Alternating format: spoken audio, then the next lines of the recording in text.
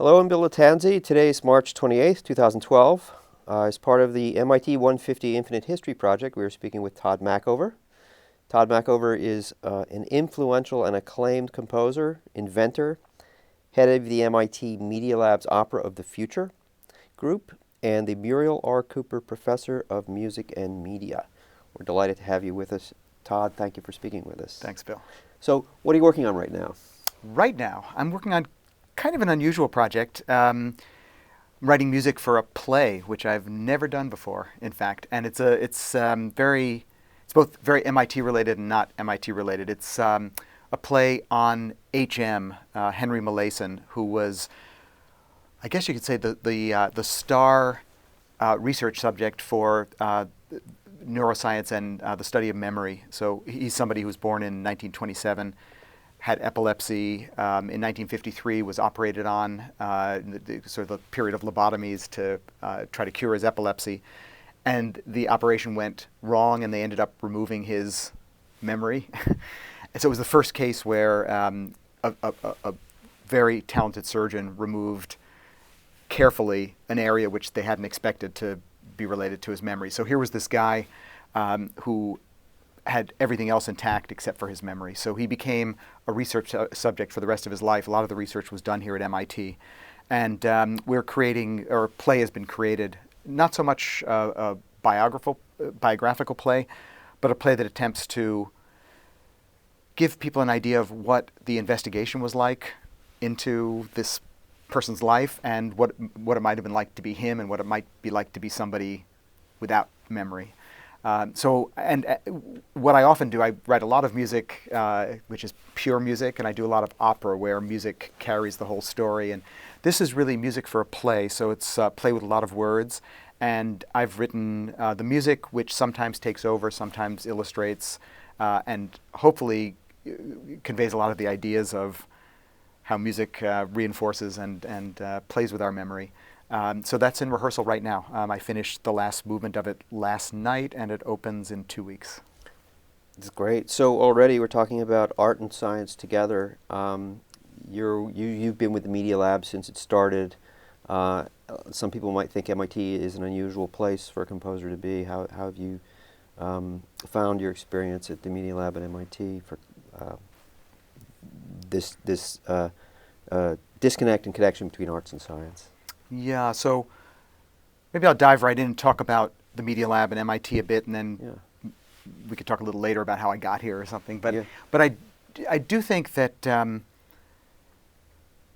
one of the exciting things about MIT in general is that, of course, there are arts sections and departments and arts training all around, but it's not a typical art school. It's not an art school at all. The values are research and science and technology and investigation, but it's also an incredibly hands-on institute. So although there's the world's best scholarship, in general people are here because they want to try things and make things and test things empirically.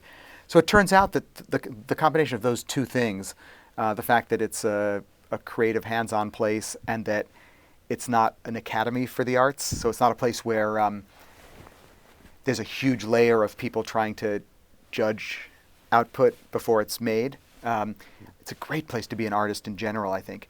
The Media Lab in particular is a place that was set up, it's hard to say exactly what the core mission of the Media Lab is, but I think it's something like how to improve the quality of human life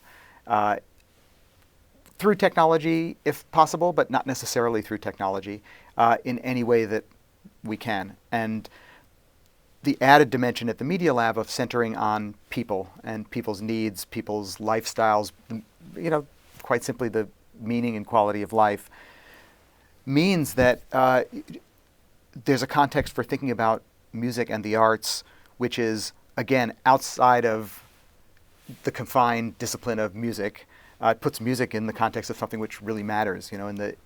Bach wrote music for spiritual values. I mean, he wrote a cantata every week for a religious service. There was a purpose for his music, and I think In the Media Lab, the purpose of music is to enrich people's lives in every way that we can, and it's connected to the work we do in education, and the work we do in medicine, and the work we do in information analysis. So it's been a great place to think, to have freedom to work on music, and also to think about music in a broader context, connected to people and connected to society.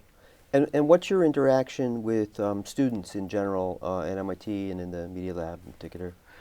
The Media Lab is a bit unique. We have a split mission between education and research. In theory, it's 50-50. So we don't give undergraduate degrees at the Media Lab. So we teach, once in a while we give an undergraduate class. But in general, I give graduate seminars, so usually one a term. And I have a group of graduate students. The Media Lab, the basic structure of the Media Lab is that each professor has his or her group to lead. So I have my group of master's and doctoral students. And my basic relationship, I meet students through my seminars and courses. We have a very large number of Europers, undergraduate researchers at the Media Lab. So I always have a group of undergrads working on projects, incredible multidisciplinary people with backgrounds in music and computer science and building and hardware, neuroscience often, excuse me. And then I have my kind of family, my group of grad students who are there from 2 years for a master's, an extra 4 years for a doctorate, and I get to handpick these people, and they always have some grounding, usually very deep grounding in music, but always have some other field that they're good in, and I get to kind of craft the group of graduate students I have so that they complement each other and they kind of work like a team, and it's really nice. There's an amazing combination of disciplines, it seems, at work at the Media Lab and in the List Festival last year, which I want to get to in a minute, but as a way of getting into that, talk a little about Death and the Powers, your opera that's been running since, I guess, 2010? Yeah, it opened in fall 2010 in Monaco. And I saw it here in Boston, and I was amazed among many things by the software that was involved and the amazing technical coordination that happened. Can you talk about how that developed, perhaps with the participation of the lab and MIT students? So ever since not ever since I started out, I've always been interested in using technology to augment human performance, augment creativity in a musical context in any way that I could, and I've done this in a variety of projects over the years. The Media Lab's been a fantastic place to have a musical vision, a dream, something that I want to create, and I guess sometime when I was in college, I went to Juilliard, and we could talk later about the things that I did before I went to Juilliard. But when I got there, I realized that the sounds I was imagining, the kind of music I wanted to create that was just coming to me, wasn't really always matched well to the instruments that existed in the world and the general practice for performance, and I had to discover how to make and put together a lot of these sounds and structures. And when I was at Juilliard, it was after the period of Moog synthesizers and sort of analog electronics, and computers were really just starting out in music. It was I think there was a computer music lab just starting at MIT then, and one at Stanford and one at Columbia, Princeton, not many. And I just had this idea very early on at Juilliard that programming and software was the most general, malleable tool available. It wasn't technological and rigid and scientific. It was actually the most shapeable, morphable form medium around. So I learned how to program at Juilliard. Nobody else was interested in, everybody had abandoned synthesizers and nobody knew anything about computers. So I found somebody at Juilliard to teach me technology. I used to go down the block to the City University of New York Graduate Center, where they had a big reel-to-reel tapes and punch cards, and learned how to make these structures and sounds that I was imagining in my head. And from that time on, I kind of got hooked, and not just with computers. I also grew up as a cellist and always believed in the physicality and gestuality of music, and the fact that both in sharing music with other people or with an audience, or even in molding the sounds that I imagined, that having a connection with the body was was extremely important. Yeah. And in the early days of programming, of course, that was impossible. But when I got to Paris to work, I was in New York, and Pierre Boulez was the conductor of the New York Philharmonic then, and knew about my work. I was studying with Elliott Carter at Juilliard, and I got invited to the IRCAM Institute when it opened at the Pompidou Center. It was the world's great place for music and technology then. Mm. And when I first got there, they had just put the last screw on the first, what was called a digital synthesizer. So up until, that was 1978, up until that point, the only way you could make music with a computer was by using a general purpose kind of a computer designed for a bank or for fundamental research. It took, when I was at Juilliard working with punch cards, it took a week for me to get sound back. I'd write my program, do the punch cards, give them to an operator, and a week later I'd get a reel-to-reel tape with my sounds. And you can imagine how hard it was to iterate and get it right with that. But when I got to IRCAM, they had the first machine designed by a brilliant Italian nuclear physicist that gave immediate response. You'd you still had to write a program, but you'd send it in and the sound would come back right away, and you could, so I realized that you could invent a kind of instrument. At that time, maybe it had buttons or a slider, but you could use intuitive gestural interaction to change the sound immediately. And that's really when I got hooked into what became a certain part of my career, which is composing, imagining a new instrumentation for the music, imagining a technology that could morph and be appropriate for a particular artistic expression. And that's kind of grown until now. And so for Death and the Powers,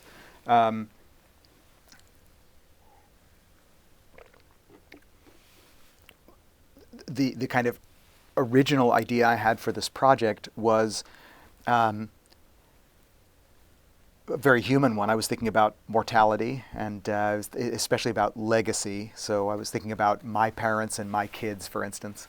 Mm-hmm. And just the simple human fact that, I know my parents very well, very, very well, very close, but they probably know each other even better than I know them. And my children also, we have a very close family, but it's very hard to pass along all the details and texture of anybody's life, but let's say my parents' life through the generations to my daughters. And so I started thinking about, in general, the limits of communication and transfer from any one person to another, and especially across generations. We started imagining a story about a man who's kind of a grandfather age, who starts thinking about how to somehow encapsulate everything about himself to pass along, and he's powerful, rich, successful, so he even is sort of tired of the world. It's almost like Bill Gates if one day he decided that as much as he's wanted to cure malaria and save education, and he hasn't changed the world all that much. Imagine one day he thought that. So he says, I've had it, I'm leaving. So that's what Simon Powers does in the opera. And so we thought of, he goes into the machine. He becomes... he invents a way that he can basically leave the world, download himself into his environment, and the stage itself becomes him. And the real story is about what he becomes in this new form, and especially what it means to everybody else, what it means to his family and the people he works with, and the representatives of the world who've been left without their Bill Gates to fund them. And so that was the kind of intellectual story idea. But we wanted to do that for real. We wanted to think about what it would mean to have a main character who literally could download himself into the environment, leave the stage. We had one of the world's best baritones, Jim Maddalena, as our soloist. But my idea was, he really does go into the system. He really is gone. And not only the characters on stage, but the audience has to feel connected to him for the rest of the opera. So what does that mean? How does that work? What is the technology? How do we not just show that, but how do we actually make it happen? So it was an extension of a technology called hyper instruments that I started developing when I first got to the Media Lab. We did our first hyper instruments in 1986, 1987 for my first opera, which was called Valis. And in Death and the Powers, there are so many technologies involved with it that I think often the audience, when you make an opera, the most important thing is to get across the dramatic and musical idea and feelings. It's not a technology demonstration, but there's a lot of technology there which we also tried to hide. So there is this system that we call disembodied performance, where the main character leaves the stage after he turns the system on. He's kind of transmogrified, he's pulled into the system, and he actually goes down into the orchestra pit.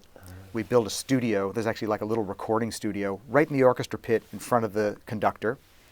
And it has windows, has glass, has a little door so he can close himself off and really be in like an isolation chamber. He can also open the door and hear the acoustics of the orchestra. But when he's in there, he has a microphone, and we also have sensors all over his body. So we measure his muscle tension in his forearms and in his biceps. We measure his galvanic skin response, so the anxiety, the sweat. And we measure his breathing. So literally, the speed of breathing, the depth of breathing. And all of these things, the actual, everything he does with his voice, plus his gestures and his tension and his breathing, it's a combination of things that he can consciously be aware of and things he can't consciously, or we don't want him to be consciously aware of, that are just part of his performance, part of his being. We analyze all of those to give a sense of his emotional state and the emotional trajectory at any moment. And that information is used to influence the movement of the walls in his room, what you see on the walls, the intensity of light. Giant, for those who haven't seen it, there's a big giant set of, I would describe it as, I remember, white blocks that cover the stage. I don't know, 20, 30 feet high, 20 feet wide, something like this. Right. And it's kind of a 21st century Wizard of Oz sort of effect. And as you're saying, it's completely tied to his body. It is tied to his body, and the way the sound is his voice is transformed, the way it kind of splits up and moves around the room is also tied to his body. And an interesting thing about, we wanted it to be realistic to the audience, but we also wanted it to be very natural for him. So he's down in this booth. Whenever one thing we might have done is to give him a monitor that would show, so he's there singing and moving and gesturing and giving this incredible performance. We could have shown him a picture of those walls, or a picture of the lighting, or a picture of the robots that he also sometimes controls, so that he could see the effect of what he's doing. But we didn't want to do that. We wanted him to give the same performance he would give if he were on stage. So what we show him in the booth is the face of whoever he's singing to. So if he's singing to his daughter, Miranda, or to his wife, Evie, or to the audience, he sees what he would see if he were on stage. He doesn't see the effect of his movements. So he's not self-conscious at all. He's there as an actor, a singer, and the effect of his expression is shown in other ways. So again, we're talking about this combination of human and machine together, with the human element always central, and yet augmented and hybridized in a way. And the way this play has put me in the mind of Kurzweil's singularity, that he predicts will eventually merge, as Simon Powers does in the film. And I wonder, your work's been so involved in this area. What's your position on this? Is this a good thing? Are you looking forward to disappearing into the system? And does it make us less human? Yeah. So I've always. So going back to the beginning, I grew up in New York. My mom's a pianist, and she went to Juilliard like I did, and is a very, very creative music teacher to this day. She, when we were little, she used to, we'd have our piano lessons. I'm the oldest of three, so I was the guinea pig for her pedagogy. So there'd be a group of us, and she'd say, okay, before you go home, stay another 10 minutes, and I'll give you 3 or 4 minutes, you can go anywhere in the house and everybody bring back an object that makes an interesting sound. So we'd all run around the house. Everybody would bring back a book or a lamp or a pot and pan or whatever. And she'd say, okay, what sound does that make? What sound does that make? What sound? So we'd all make, and then, what's the loudest sound you can make with that? What's the softest sound? Oh, great. What does it sound like if you do that and that at the same time? Great. We've made a bunch of sounds. Can you think of some words that describe these sounds? Oh, it's crunchy. It's scary. Oh, great. Okay. So now we have these sounds. We have these words. Let's make a little story out of this. What might come first? So she'd, ask us questions like that. And after 10 minutes, 15 minutes, we'd have made a story, which was a musical piece out of these sounds. And then we'd play it. And then she'd say, okay, when you're home, make a picture of what we just did. So when you come back next week, we can try it again, see if we remember it. So in that little experiment, we learned lots of things. We learned that music isn't a fixed system, that everybody does the same way. It's something that comes from nature, and that human beings adapt for a particular purpose, like telling stories in music. Music isn't just something on manuscript paper written by dead white males. It's something anybody can make. Notation, which is one of the barriers for a lot of people getting involved in music, is nothing more than a way of remembering something you've done so you can do it again and maybe interpret it differently. It just opened huge doors. So I had that as part of my background. And my dad, who actually just passed away a few weeks ago, was one of the pioneers of computer graphics. So he had one of the first companies. My mom grew up in New York and kind of a European intellectual background. My dad grew up in Iowa, very popular culture background. And he had an extremely visual background. He wasn't a musician at all, but he was a cartoonist and really had a great visual sense. And he was one of the first people who said that if computers don't have an intuitive interface, something that everybody can understand, and that they'll never go anywhere. So he had one of the first companies to make graphic displays and to figure out what to put on a graphic display. And so I used to go into his company all the time and see these early experiments with breaking down boundaries for people actually touching technology. And it's funny because when I was a kid, I was much more interested in music and politics and human-related things. And nobody in our town or in our circle was really involved in engineering except my dad and the people around him. And it wasn't kind of through high school and when I went to Juilliard, little by little, when I had that epiphany at Juilliard that, oh my God, technology is the way that I can make all of these ideas real. It's like my dad's influence in this technology background kind of grew, and all of a sudden, oh, that's the medium. It's just obvious. So I think since I was a kid, I really had this feeling that technology is a way to unleash power and abilities that humans have. That's the only reason that we have technology. And any technology that constrains our style or our abilities is bad. And technology absolutely is capable of doing all kinds of awful things to human beings. It can make us behave in ways that aren't our natural ways of behaving. It can, substitute for our senses rather than enhance our senses. I mean, we can talk about that at length. But it also has the possibility of being a kind of augmenter, or you can even think of it as a kind of prosthetic that each of us, no matter how wonderful we are, is good at some things and not so good at others. When we were preparing, before we started recording today, we were talking about our glasses. We both, our eyes are probably pretty good, but they're not that good. So we have this technology to make sure we can see each other, and we were talking about how primitive these are, which is true. But life would not be as rich if we had to go around all the time without our glasses.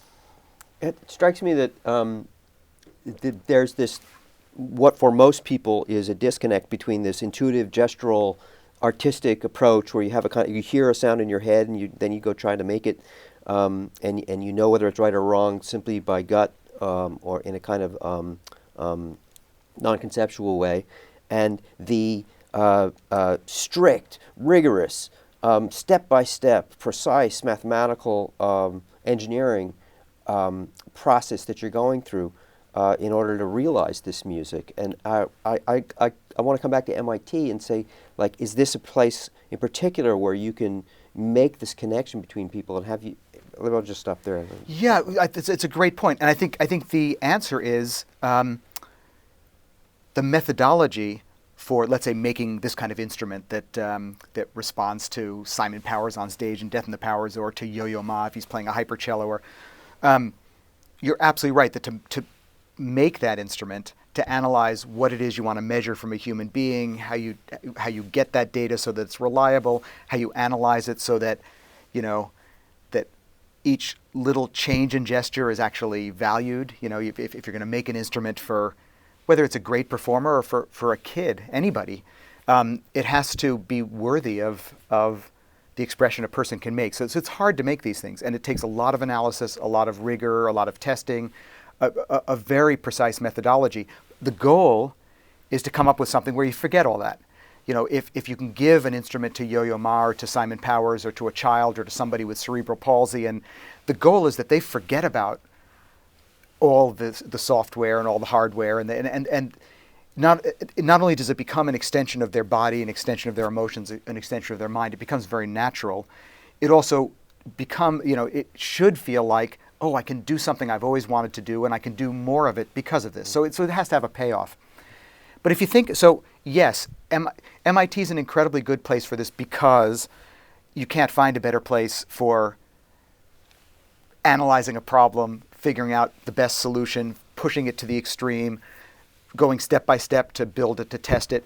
And then, because MIT is so concerned not just with a little incremental, oh gee, I figured out today how I can optimize this code so it runs a little faster, or I think everybody at MIT wants to change the world and make an impact in the world. They do this work because they see a point.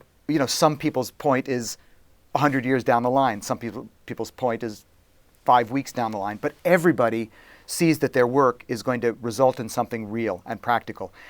A point like in music, where at some moment it really affects people's lives and people forget about how you got there. Everybody here cares about that. And if you think about it, music, everything in music involves exactly the same kind of discipline and rigor to get there. I don't care how natural a musician you are, but Yo-Yo Ma worked pretty darn hard to play the cello. I mean, he grew up, he was good when he was a kid, but he worked hard, and he still works hard to play in tune and to, think about the music. And I mean, it's not like he's on vacation when he's playing the cello. Writing a piece of music for orchestra, working on this music I'm writing for this play right now.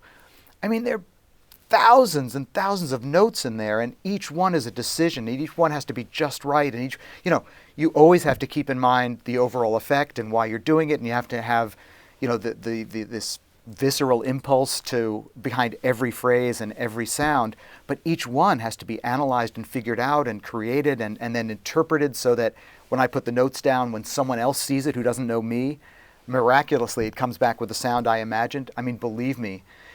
Actually, when I went to IRCAM in Paris when I was 23 or so, out of Juilliard, and really, I'd done programming before that, but I got into this very intensive music technology environment, the hottest place in the world at that point. And we were really trying to figure out how these first real-time synthesizers worked, what it meant to write software for these, what it meant to touch something and change the music. That's really when I had to think in a different way about solving problems about making music and making instruments that I took for granted before that.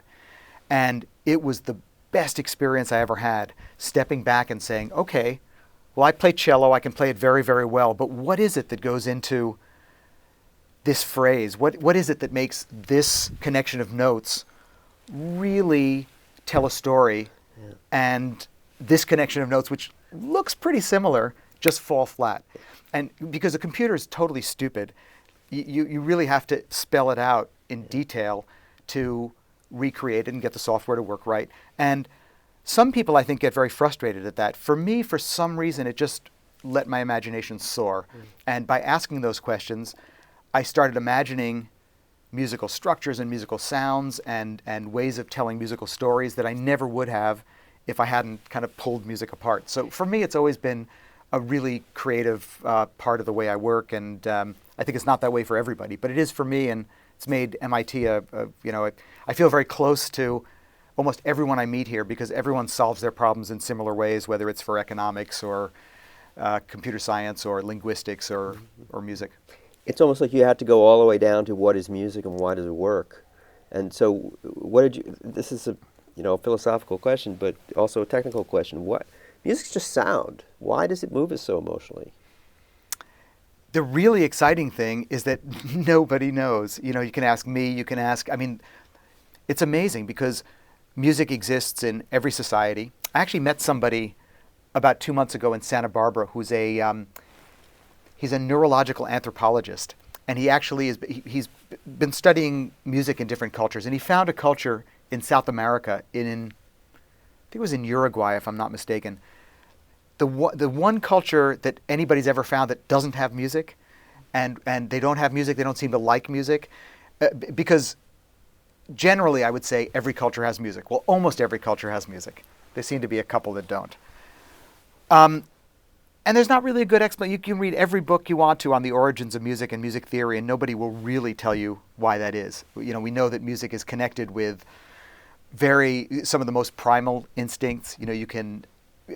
If one of the very strongest motivations in evolution is to protect yourself and to help the people who are close to you in need. So babies crying and identifying sounds that are threatening that you can't see, identifying them in three-dimensional space, this is incredibly important. So it's obvious why generally sound perception, you can hear many things at once in a way that you can't see many things at once. I mean, we can see a picture, but we don't necessarily analyze. We can't watch 4 movies at once. We can't listen to 4 conversations at once. We can hear it, but we have to hone in on one. But we can hear 100 instruments play at once. We can certainly hear 4 or 5 really, really different melodies and rhythms, maybe up to 10, totally different things at the same time that we can isolate in our minds, hear how they work together and hear how they work separately. There are many characteristics of our hearing that are different than any of our other senses. How that translates into music is not so easy to, I can give you a lot of theories, but nobody really knows because music is more disconnected from the kind of general audio experience I just talked about than, let's say, movies are from our day-to-day visual experience, or most of our reading is from just our speech. Music is somehow something different. And in 2 days, I'm giving a keynote talk at a conference in honor of Marvin Minsky, who's one of my heroes in general, and one of my a hero who only could have made his career at MIT. He's started the Artificial Intelligence Lab at MIT, was one of the intellectual founders of the Media Lab, and it just so happens that Marvin was a piano prodigy growing up. So besides all of his thinking about thinking and human psychology and artificial intelligence, music has been at the core of his work since he started out. It's one of the reasons why I came to MIT is to be around Marvin, because he's one of the few people who's been willing to ask questions that many other people find naive about music, like, why does every society have it? Why does it move us? How does it connect to storytelling in general? I think in general,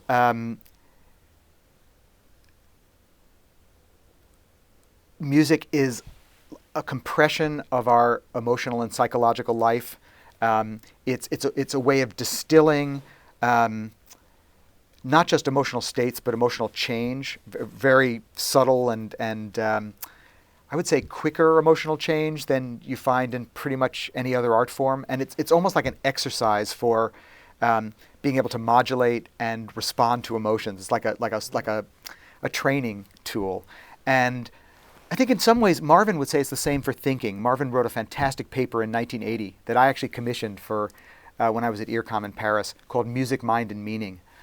And it's absolutely brilliant. He takes Beethoven's Fifth Symphony and takes you through the piece by analyzing what he thinks Beethoven was trying to get you to think by writing the piece in the way he did, by choosing those those particular notes, the way he repeats them, the way he changes them, the way he compares things, the way he has you follow the differences, the way he has you think about how something has changed and how that relates to the beginning, how it comes back and why.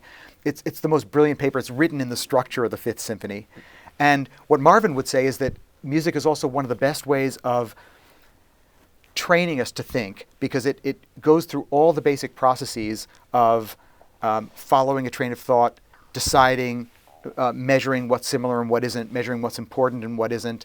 And there are no wrong answers. So unlike almost any other logic or intellectual discipline, it's a free space where you can train your reactions, follow arguments, learn how to discern very fine differences, and never have anybody tell you whether you're right or wrong.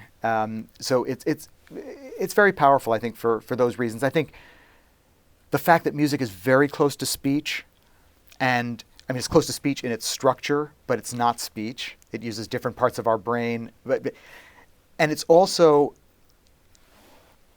like when my mom had us make up music. Music is a narrative. It does create arguments. It does follow, it follows development. It does in some way, I would argue, deal with characters and situations. But especially in music without words, it's not explicit about those. So it probably more than any other art form invites us. The better the music is, the more it compels us to fill in the details ourselves. So it's one of the most interactive art forms. It engages so many parts of our intelligence to think and to feel and to follow and to compare, but it doesn't spell everything out for us. So we have to work to fill in the details. It's one of the reasons why we can listen to a piece of music that we like over and over again, because we're personalizing it each time. And we have to, we don't have to tell ourselves what the characters are. But if we don't create characters behind those themes in Beethoven, if they're just notes, probably we don't like it very much. So we make it mean something else, and music is a way of giving us just enough to let us fill in the rest. It's fascinating. So these ideas of no right or wrong answer, personalizing, responding in a way we don't really understand, seem anathema to the engineering approach. You're very open and see this connection to technology. I'm wondering how it works with the MIT students, bringing them over to this aesthetic side. Is there resistance, misunderstanding, or have you found them particularly open to this? Well, one thing is that we get a really interesting group of students at the Media Lab. So the students apply to the Media Lab, and the Media Lab itself is a very unusual culture because our term for it right now is not interdisciplinary, it's antidisciplinary. So it really encourages people who think about big problems where you need multiple points of view to solve them. So I think a lot of the students at the Media Lab already come with kind of a natural sense that I would say the general person at the Media Lab wants to solve some human problem, realizes that there are a variety of methodologies and tools and techniques both to solve the problem and to create something in the world to deal with that. So I think combining a sort of human goal and a technological solution or a scientific solution is very, very natural there. Undergraduates at MIT are different because they don't get filtered through the Media Lab, and there are obviously all kinds of different students at MIT, but certainly a strong analytical bent. So I think one of the big contributions, not just of music and the arts at MIT, but maybe the kind of studio design, human-centered culture at the Media Lab, is, I think, the whole training about making qualitative judgments about things and about imagining. I always try to train my students to imagine the impact that something's going to have, the feeling that it's going to create, either in the person using a certain tool or being in the middle of a certain experience before you start making it, to really develop the possibility of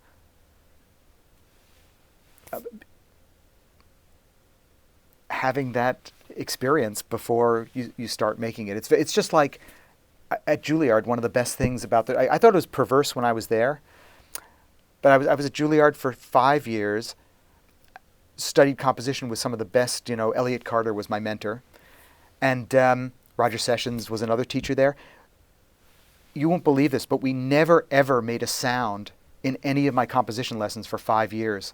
I was telling my daughter this the other day. With Elliott Carter, we used to stand in front of the piano, put my music on the piano. The lid was always closed, and we'd look at the score and just talk out loud about what it sounded like, what to do, what it meant, how to change it, what ideas. We never played a note. We never put on a cassette in those days. It was all imagined. And one of the reasons I went into computers when I got to Paris was I felt that I also wanted to touch the music and I wanted to shape it. But I had the training already of imagining it all in my head. And not just imagining it like hearing it, but feeling it. Really, if I'm going to write for orchestra, I have to be able to close my eyes, sit there, and be at that concert. And if I'm going to make, these days, if I'm going to make a new interface where I do this and it makes a certain sound, I have to feel it and sense that movement and hear the sound and know exactly that it's worth doing before I start developing it. So that's a kind of vision or imagination of a full experience that I believe in. I think some of my colleagues believe in, that is a difficult thing to teach the students, but it's very, very important. Although it sounds very mathematical, and you hear this connection between math and music all the time, and it does sound like, it makes me think of pre-visualization. It makes me think of Beethoven composing deaf. I've always quite wondered how he did that. Now I understand a lot better. Yeah. That it's having this experience inside first, completely knowing it and knowing it in your body. Yeah, and then but you have putting to it in the train world. that. You really, and that's not. I don't think it is mathematical. I think it's imaginative and mental and physical. I think in music we train it by what's called ear training. You hear something, you have to write it down. You have to imagine something, write it down. All kinds of ways of training it, but there's a more general imaginative way that we train it at the Media Lab. And I think the other side of it is if you're making an instrument, if you're making a musical experience, if you're making a piece of music, there isn't the same kind of criteria for deciding, does it, it isn't just a question of does it work? What does it mean? I mean, a piece of music, yeah, maybe it works if you write notes that actually an instrument can play, or that there's certain quantitative ways of analyzing it. But at the end of the day, it's what does it mean, and how does it affect somebody, and does it take this idea and push it all the way as far as you can? And there are many, many other ways of evaluating it that I think are maybe not the typical scientific and mathematical to engineering ways of evaluating something, that are part of this discipline and are part of the world that I'm in. And I do try to make sure that all of my students and anybody I come in contact with grapples with that way of working as much as possible. I want to get to how this all came together in the List Festival last year, but first I just Fast Festival. Fast Festival. I'm sorry. I've always been fascinated by the Elliott Carter thing of retuning the piano, and Maybe you think of John Cage. I think Elliott Carter was doing it too. I don't think Elliott. All right. Well, we'll Elliott Carter. Did he do the? I don't think it's tempered. No, you must be thinking. Honestly, you must be thinking of somebody else. Okay. Elliott, I think, has pretty much used the instruments the way they come and the way they're tuned. All right. Well, we'll strike that. My ignorance. He makes people play about twice as many notes per unit time as anybody else. But I think the instruments stay the same. Okay. Poons, Larry Poons. That's who I'm thinking of. Okay. All right. Let's talk about the Fast Festival. It seemed like all of these ideas came together as part of the MIT 150 celebration, which you were the leader of, as I understand. And tell us how that went. It was a tremendous success. So we've talked a little bit about the Media Lab and this anti-disciplinary culture, but MIT as a whole is kind of one of the great secrets is what an amazing creative center it is for things that, of course, it's incredibly creative in science and technology, but in all kinds of fields like economics and the humanities and philosophy, linguistics, neuroscience, and in the arts. And it's also a place where the boundaries between disciplines is much more fluid than in many other places. You'll find an artist in residence at the Broad Institute, and you'll find somebody in the computer science department who's making software that generates pieces of music or that generates visual displays, and that's part of their. I think right now of somebody like Eric Demain, who, is he an origami artist? Is he a mathematician? Is he an installation sculptor? Is he a programmer? He's all of those things, and it's very common at MIT to find people who not only combine disciplines to do something that they're passionate about, but also who are doing something in a department that you didn't expect. And so when I was on the original committee, the kind of exploratory committee to think about MIT's 150th and what MIT might do to mark this anniversary. And at the very first meeting, I just said, MIT is one of the world's great centers for artistic creativity and achievement. And not only that, but over this last generation, this culture has grown enormously at MIT, and it's all over the place. It's in the music and theater arts department, but it's also in architecture, and it's in every single school. And people don't know that. People don't know it at MIT, and they don't know it out in the world. And so it's time to tell that story.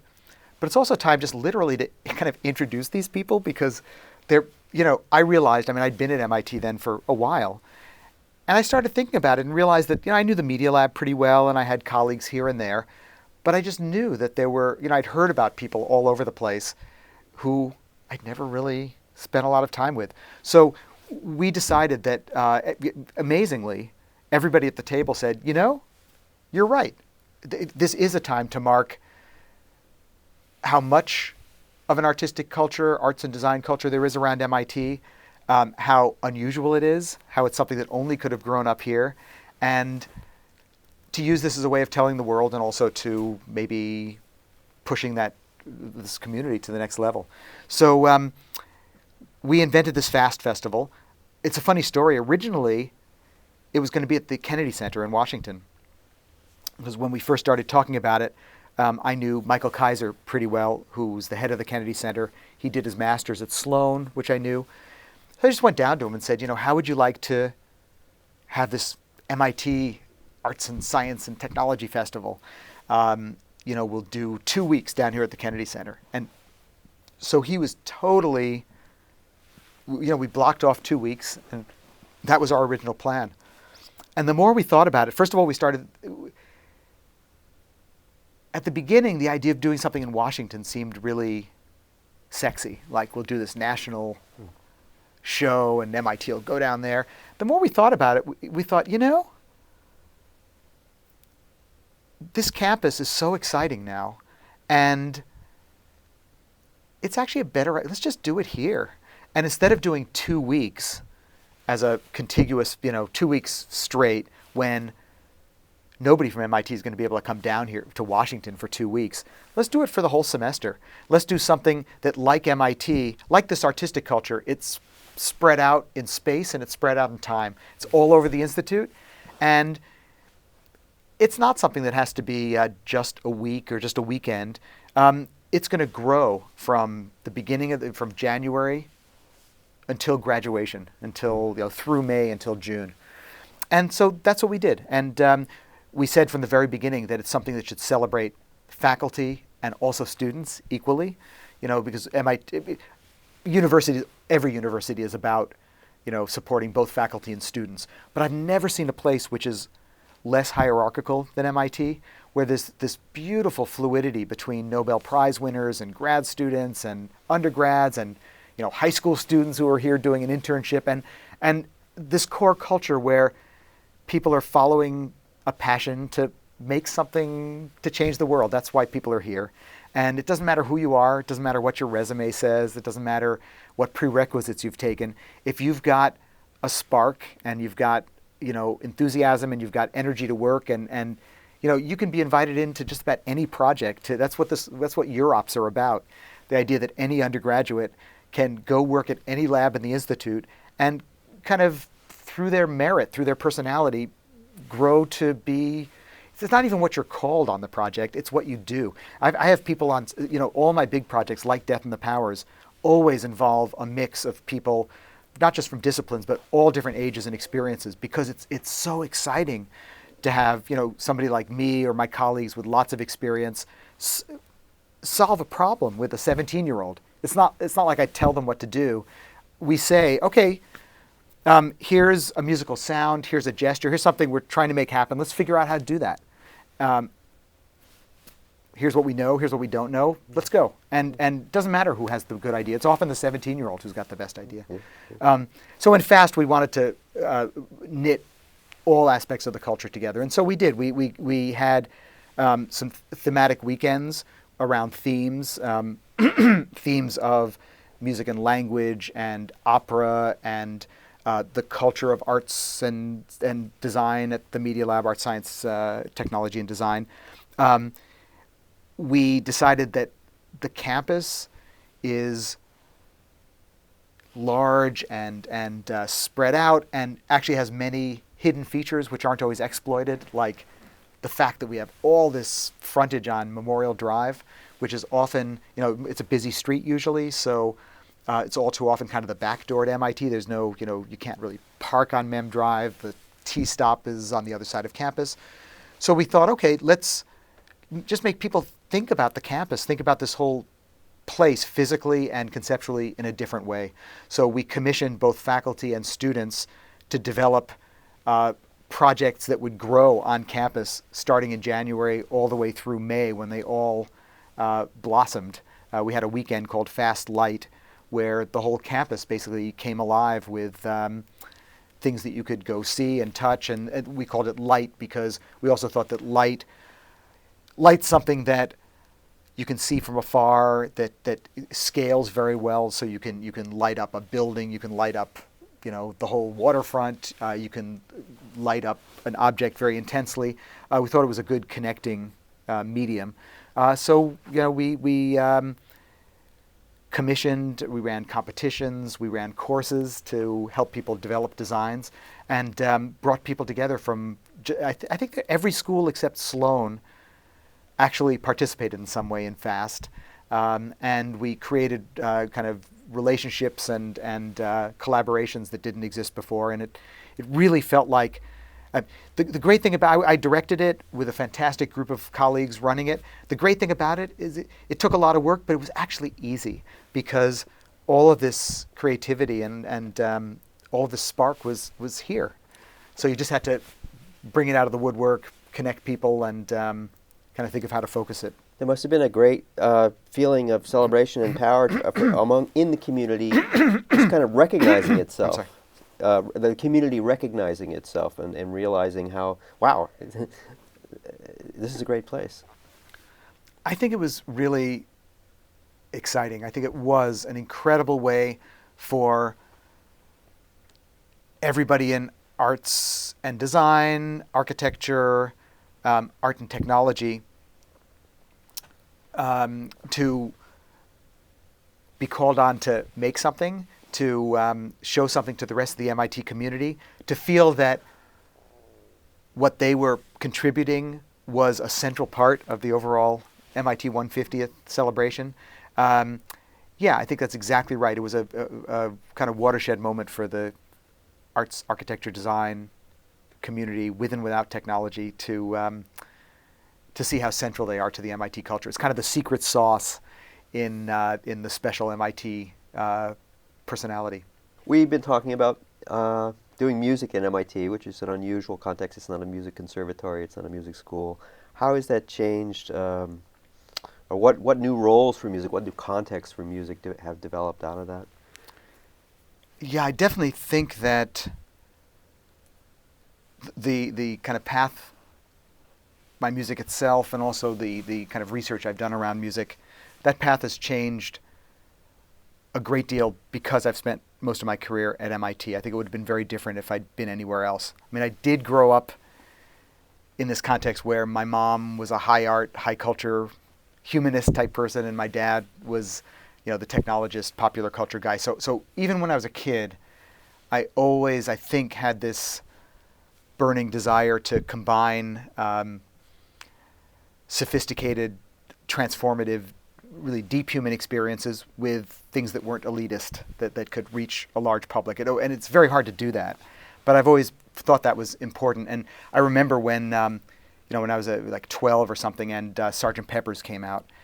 And until then, I'd been kind of a classical cellist and played chamber music and kind of got along with my mom in terms of musical taste. And this album came out, which combined, sounds from everywhere and combined, beautiful melodies and harmonies with a great deal of complexity in the texture and structure. And to me, it was kind of a light bulb going off as to kind of how music might, one model of how music might be. It was also the first time I had huge fights with my mom about what was music. And I think, when I was at Juilliard, after all, I studied with Elliott Carter. You couldn't, somebody I admire enormously. I went to work with Pierre Boulez after that. Two people who've pushed the sophistication of music and the complexity of music about as far as you possibly could. Music which the general public still finds challenging. And where's the melody, and where's the form, and it's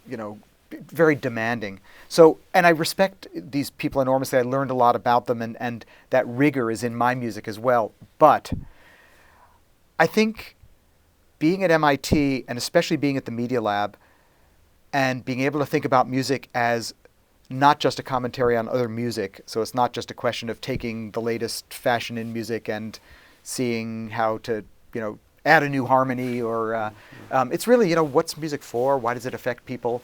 How can it affect, how can it change people's lives and also appeal to a lot of people?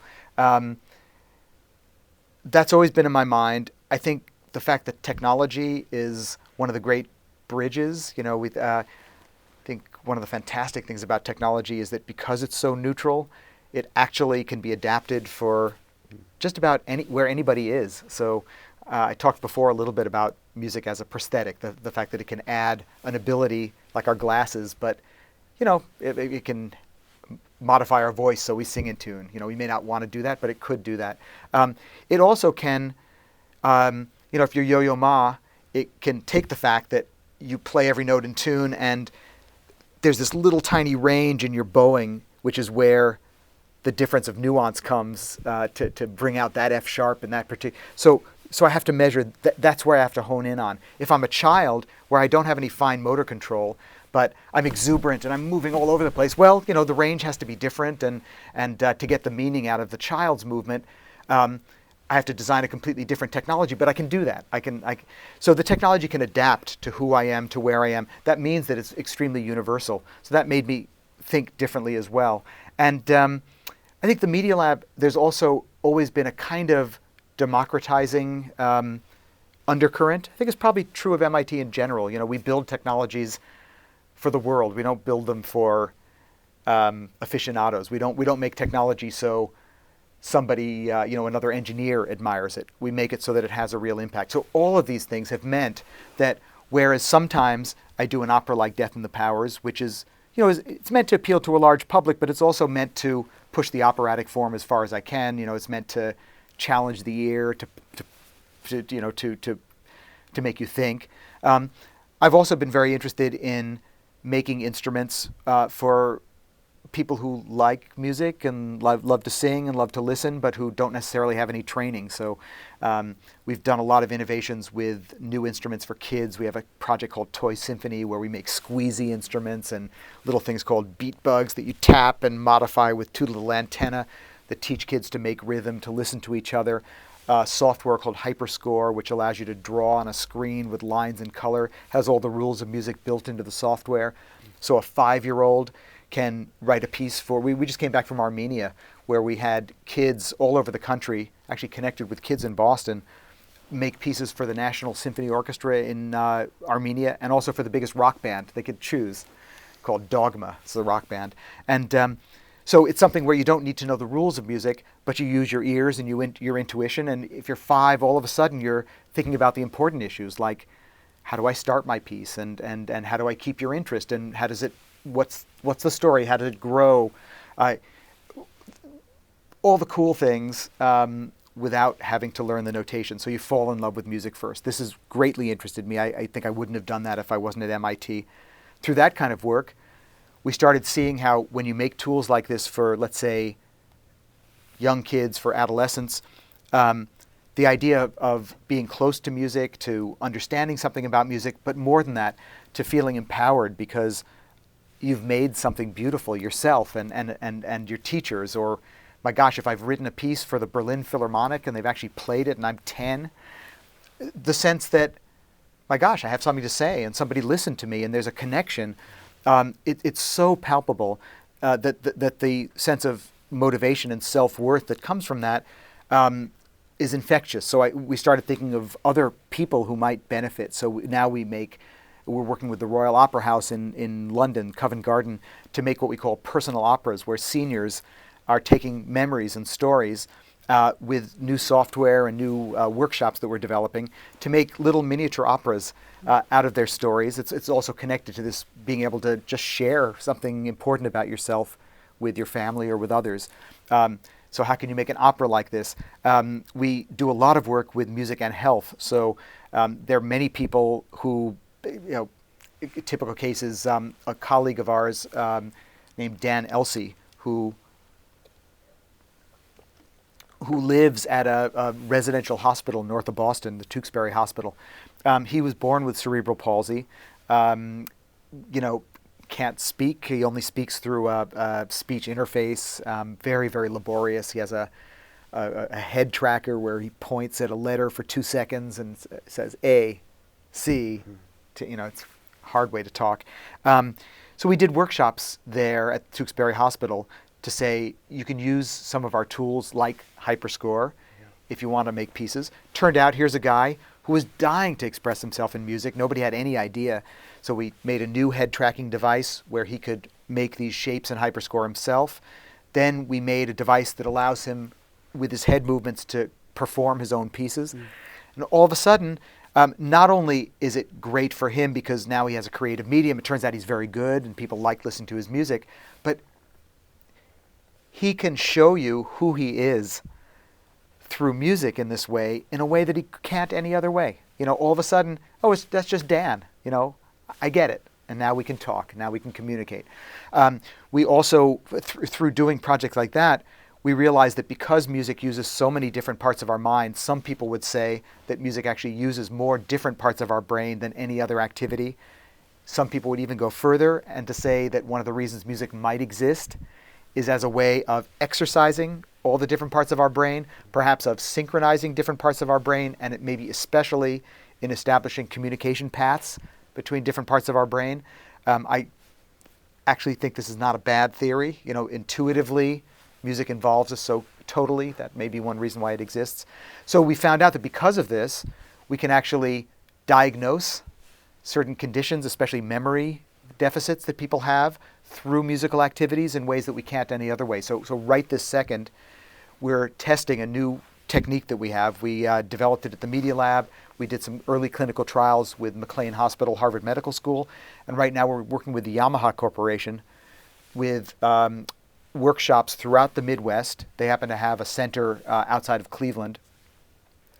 And we're using composing and music modifying as kind of a set of games for people who are susceptible for Alzheimer's disease but haven't been diagnosed, haven't shown any symptoms.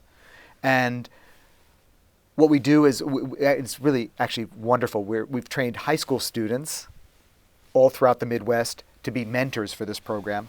So high school students work with seniors 55 and up over several months. So this started a month ago and it runs for another month. We're doing very rigorous, taking all kinds of data. And we're not only having people create music and modify music, but we're also having them discuss with each other what they're making. And we have diagnostic tools built right into the software that start picking up markers that show that there may be some problem. And we've tested these techniques to be able to tell the difference between, well, you're just having a bad day, and there's some other kind of memory problem, or this actually really looks like Alzheimer's. And it looks like we can detect this through these activities considerably earlier than we can through any other technique. which is very, very important with Alzheimer's, because by the time people start showing symptoms in Alzheimer's, we don't have any cure now, but there are medications that can slow down the onset of Alzheimer's. Once you show symptoms, it's generally too late to have any effect. So you're using music as a scientific, a medical diagnostic tool. That's correct. And we think it's both a medical diagnostic tool and also a kind of mental training tool. Yeah. So we're using it as both. But it seems to be an incredibly good diagnostic.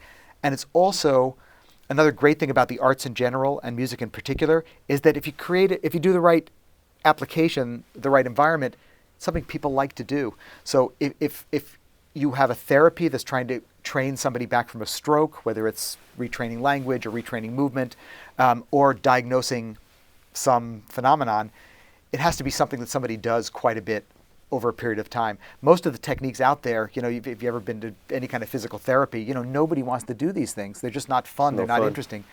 So music is something that with a bit of luck is fun. And I'm very, very interested. I'm deeply compelled by the idea that music is a connecting factor in society. And if we can create musical experiences that are stimulating for Yo-Yo Ma, are stimulating for somebody at the opera, are stimulating for a child, are stimulating for somebody with cerebral palsy, there's a chance that those activities actually will be a way for people to share experiences and to communicate. That kind of sharing is all too rare in society, and I think that the kind of music work that we've gravitated towards is a way of shaping music to perform that function as much as possible. That's great. It's so exciting to see music, just the context expanded to everything, and to come back to this fundamental idea of connection through music. What do you tell young people who want to go into music as a career? What's your advice? I've got a 14-year-old.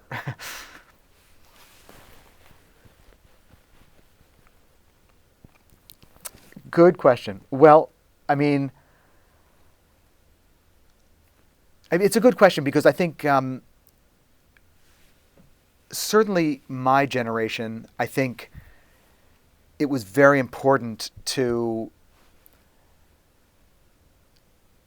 kind of think about the fact that part of being a musician right now is, of course, making beautiful music, but also I really think we can't take for granted what role music plays in people's lives, what role it plays in society, what connection people have to music. So I think it's part of our responsibility as musicians right now to kind of reinvent the connection between music and people, because I think the traditional connection has fallen apart in a lot of ways. I think,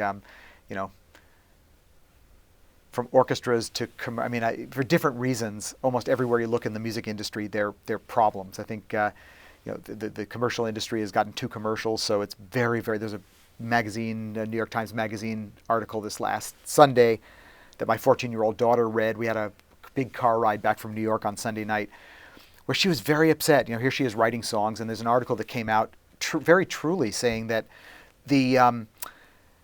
it's so formalized now, both business-wise and kind of the definition of what a piece of music has to be like in order to be commercially successful, that there's less and less and less and less room to do something original, both to do something that doesn't sound like everything else, or to do something that comes through a different pathway, or for that matter, we were talking about like when you and I were teenagers and people like Bob Dylan or the Beatles could come along, and that was a time when an outlier, somebody who, Dylan had a really peculiar voice. It was not a standard voice at all, and he could kind of create taste, and he could create an industry, and he was amazingly talented, but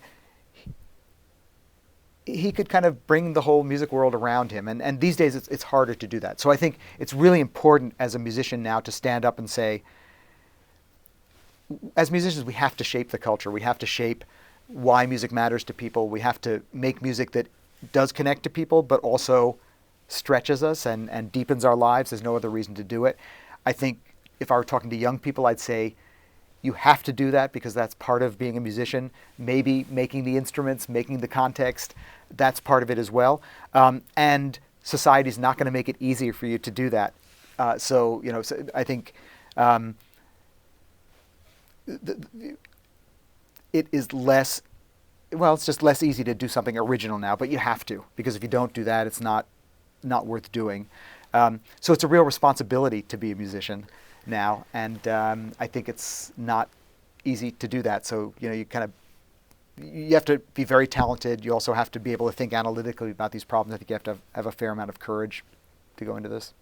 The music famously responds to its time. It's often a reflection of the culture, the historical moment, and in some ways I can see this kind of almost neurologically defined pop music as going away from that. Is what I'm building toward is this idea of modern music, which we talk about with Pierre Boulez, your own work, other people. People will go and say, "Where's the melody? It's so difficult." Not in my music, I think. Not in your music, actually.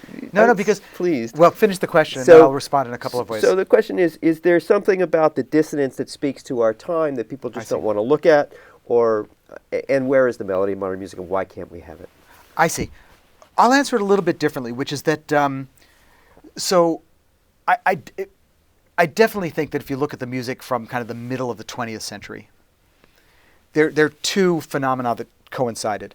One is, if you look at World War I and World War II and look at not just music, but let's say Western culture in general, there was a pretty big crisis on a lot of levels. Anything that led to that level of international confusion, complexity, violence, for so many years, first of all, it means that something systemically was wrong. It also means that people had a pretty awful time. So it's not. The two extreme reactions, both of which existed, were the reaction of creating art which reflected the anxiety and the pain and the violence and the inhumanity, which tended to happen around World War I and around World War II and in the aftermaths. But there was a big period in between, in the 30s, where maybe because things got so bad. It's why fascism arose. There was a huge retrenchment completely to the opposite side. If you look at a lot of art from the 30s, Stravinsky is a perfect example, where he wrote The Rite of Spring in 1912, 1913, which was totally shocking. It had no melody. The rhythms were, we know it now, so it doesn't seem so strange, but it's still a very violent, very impactful. It's about as different from Wagner as you could imagine. But by the 1930s, he was writing pieces that sounded like Bach with slightly changed chords. He wrote The Rake's Progress, which is what we call neoclassical, a complete about-face where all of a sudden it's like he woke up and said, "Oh my God, nobody's listening to that anymore, and I've totally lost the thread of Western music, and I've got to find those chords again, and we have to go back to classical structures." And so we had both extremes within a very small amount of time. But I think there was a tendency for people to say, the culture's blown up and we don't know where we're going, and this is really serious and very upsetting. Let's show that. But the other thing that happened related was that because many people had the sense in the mid-20th century that really European culture in many ways had run its course, that a lot of the values were questionable, something that led to this amount of destruction, that the language, Cubism and abstract art arrived visually about the same time that melody and traditional harmony disappeared in Western music. And it was for the same reason. Artists intuitively said, since the Renaissance, there's been this continual development of perspective and color and rhythm and melody and all of these tools that each generation has pushed further and further. Well, by World War I, by 1912, 1913, it's really hard to find something new to say with these same tools. And Wagner's figured out every way to twist harmony so that I can create an expectation with a G chord followed by, a D chord, and then, oh my gosh, there's a surprise chord afterwards. So I'm suspending tension for all of Tristan and Isolde because of this harmonic language. There are no more chords. I can't do that anymore. We have to do something else. So I think there's this real sense of we have to invent a new language, especially after World War II. That's why a lot of the composers like Boulez and Carter in the second half of the 20th century tried tried to make their music without any of the references to traditional way. I mean, that's why. So Rothko and so many artists in the second part of the 20th century also didn't want to use any literal representation. They wanted something much more basic, primitive. But that period has subsided, and now we're kind of in a period of chaos where, because of everything. I mean, you talk about modern music, but you can go to a concert of young composers now, and everybody's got kind of a different language, and it's very hard to say that there's one language right now. I've got my iPhone in my pocket with my music on it, and there's music from everything I like is here. So I've got the Beatles next to Beethoven, next to Bjork, next to whatever, to noise music and whatever I like. I can go from one to another in any moment. So I think in many ways the big challenge for this generation is to figure out whether there really is a language, a language that we can share as musicians.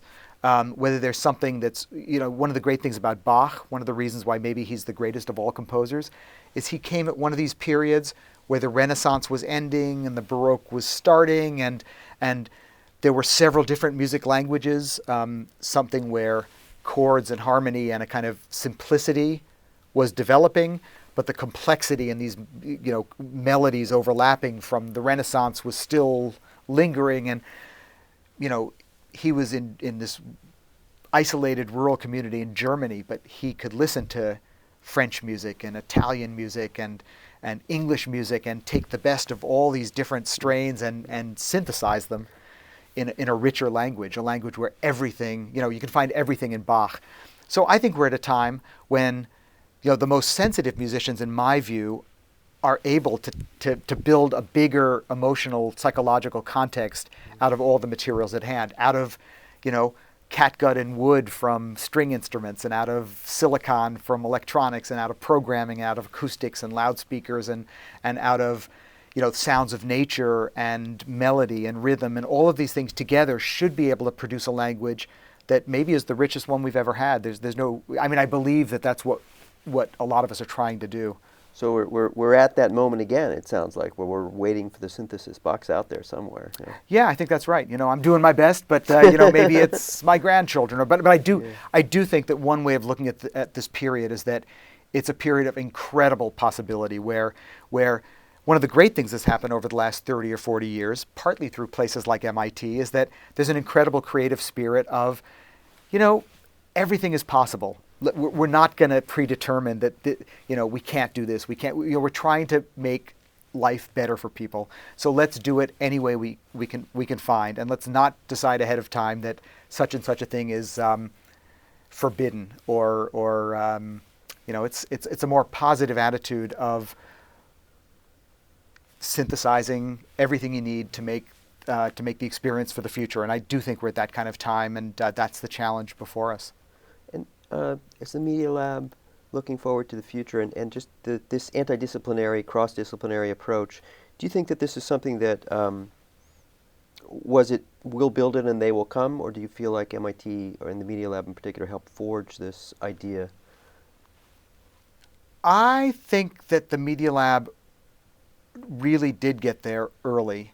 I think it did help forge this idea that, just like we talked right now about a synthesis of musical language, I think that Jerry Wiesner, who had been president of MIT, was just stepping down when the Media Lab was first imagined, and Nicholas Negroponte, both had this idea that the boundaries between what's a scientist and what's an engineer and what's a humanist and what's an artist and what's a piece of software and what's a piece of music, and I think they really thought, first of all, that MIT should be a place where this new kind of hybrid person and this new kind of hybrid culture could develop. And I think they thought that MIT needed a corner where this new culture in particular could be nurtured. And, I do think that it was started by taking people from different disciplines and bringing them together and saying, now we're in a common space where this is your home. unlike many other interdisciplinary labs where people kind of come together on the weekends to do experiments but then go home to the engineering department or the Media Lab, one of the risks was saying, okay, your tenure is here now, and we're hiring you. You're not in some other department. This is your family. So we have to, as a family, figure out how to build this new culture. I really do think the Media Lab has had a very fundamental role in making a model for anti-disciplinarity for the future. And I think there are many other labs, there are many other parts of MIT that have a lot of these qualities now. But I think I still think that the kind of problems that we pose and the kind of people that we invite, the kind of faculty that we look for, the kind of students that we bring in, I always find, the reason I stay here is that every year there's somebody, there's like a 20-year-old who applies to be a student, and you look at this person and say, I have a student now, who just joined my group, and she had been at Caltech as an undergrad, a programming star, but she, grew up playing piano, really loves piano, was at Microsoft Research for a couple of years. And she definitely, music and technology, obviously, she has a very strong, what her real passion is tango dancing. And she also studied cordon bleu cooking. So she has this real passion in combining senses and combining music. She's doing experiments now. She's convinced that we can create musical experiences that change our taste, that change our experience with food. And so it's partly designing how could you have music that would just enhance cooking or enhance the way we share through eating, but can it actually change our, what's the inner relationship between what we do around food, what we do with music, what we do with movement. She did a fantastic project that looks at the relationship between two dancers in tango and how your relationship to the piece and to the structure of the music and to each other is different depending on how well you know each other or don't. So I didn't think of that. She came to us and said, music is bigger because it touches on all these other things we do as human beings. I think when we talk about pop music and this kind of standardization of what goes into a piece of music and how the commercial industry these days has really a fairly carefully predetermined idea of what's going to be a hit. I actually think that one of the really most exciting paths that I see for the future that comes out of some of the research we've been doing, comes out of some of the promise of neuroscience is if you imagine on one side that a lot of current really successful music, if you think of commercial pop, frankly, if you think of da-da-da-dum, I think right now the most successful composers are the ones who find that little hook, the little kind of, Marvin Minsky would call it a kind of music worm that gets in your brain, something that sticks there and you just can't get rid of.